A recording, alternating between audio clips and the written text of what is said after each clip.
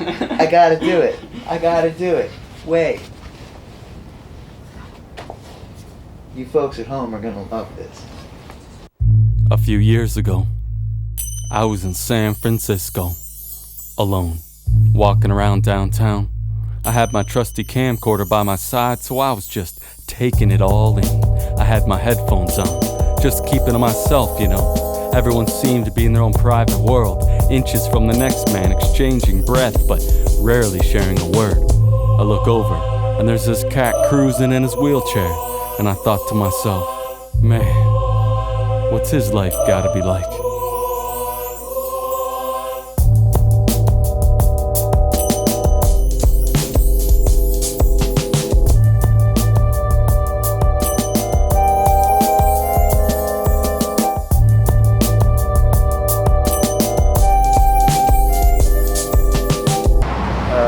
A not so amusing anecdote.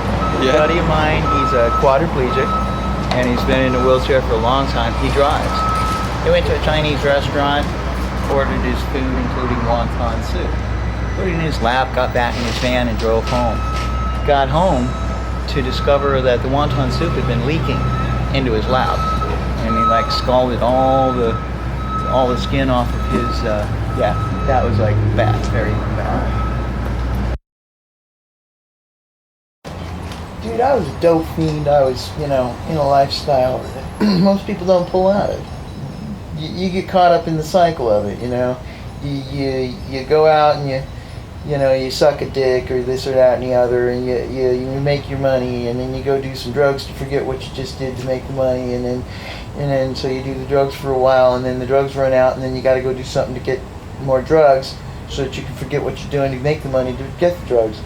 And talk about a catch-22, man. Mind you, it's easy money, considerably. Just looking at it as what you do, no moral aspersions on it. Don't even trip on that end of it right now. But just amount of time spent, etc. Great money. What else is gonna put $200-300 in your pocket in an hour?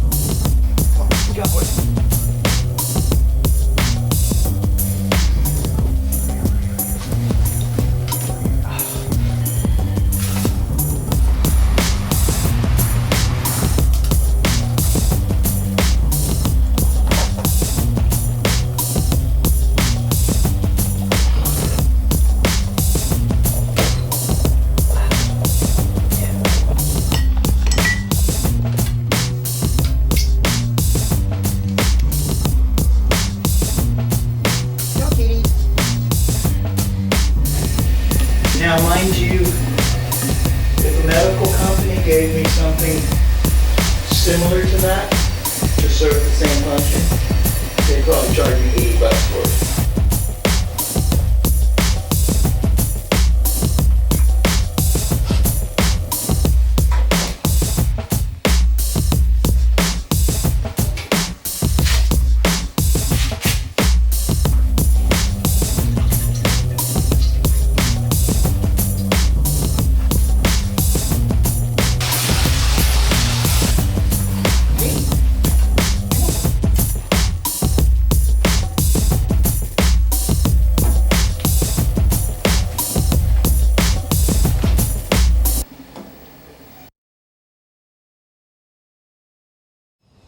Definitely when you're 13 and smoking, you look older, don't you? My brother was back on leave from Vietnam.